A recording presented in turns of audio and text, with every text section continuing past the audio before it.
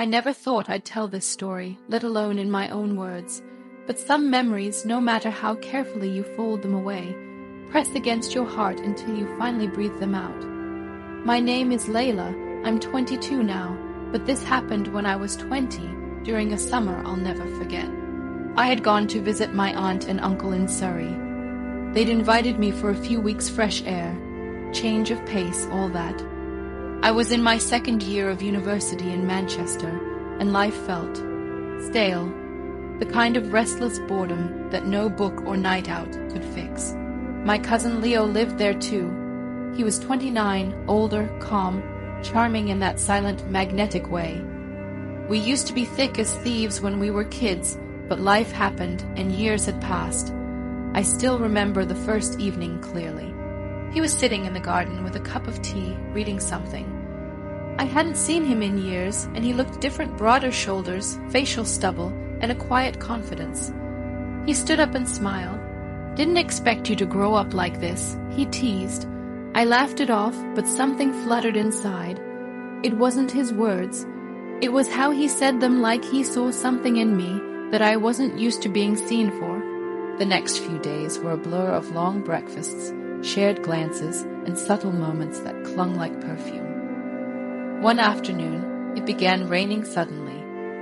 I ran to the covered patio, soaking wet, laughing.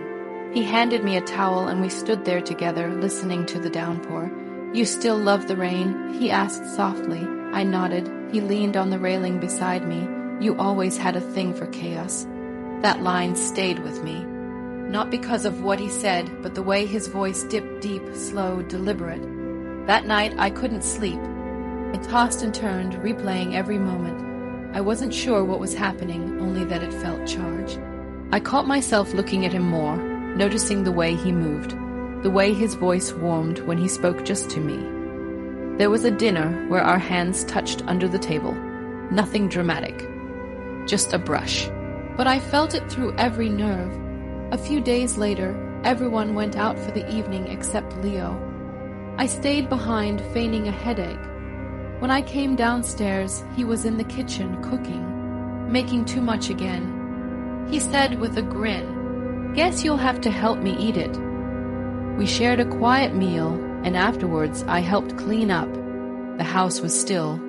Rain had started again, soft against the windows. I turned to say something, but he was closer than I expected. His hand reached up, brushing a strand of wet hair behind my ear. Neither of us spoke. He just looked at me and I at him, the kind of look that says everything no words can. And then, so gently, his lips were on mine.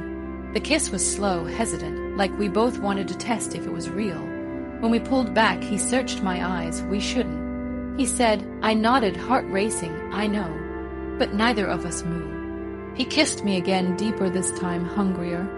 I felt his hands around my waist, pulling me in as I pressed into him. We didn't rush. It wasn't lustful chaos. It was something between longing and quiet hunger, the kind that builds for years in silence and finally spills over. He took my hand and led me upstairs to the spare room, not his, not mine. It was quiet, dim, filled with the scent of the storm outside and his breath on my skin. We undressed slowly, like a dance we hadn't rehearsed but somehow knew by heart. His fingers traced my shoulders, his lips followed, and for the first time I felt completely undone. Not just physically, but emotionally. Seen, desired, safe. That night we didn't speak much. We didn't need to. Everything was in the way we held each other, in the silences between kisses, in the warmth of tangled sheets and aching hearts.